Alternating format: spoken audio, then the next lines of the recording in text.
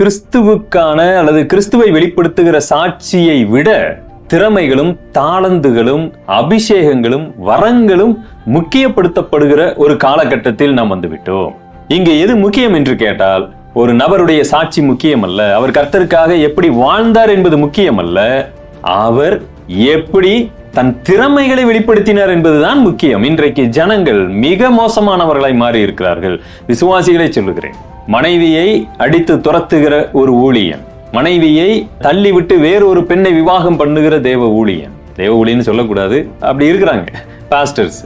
கள்ள தொடர்பில் இருக்கக்கூடியவர், ஆனால் விசுவாசிகளுடைய பார்வை என்னவா இருக்கிறது தெரியுங்களா?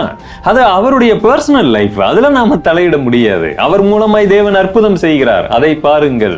அவரை இன்னும் 1000 பேர் பின்பற்றி கொண்டிருக்கிறார்கள், அவரை பாருங்கள். இங்கு என்ன சொல்ல வருகிறோம்?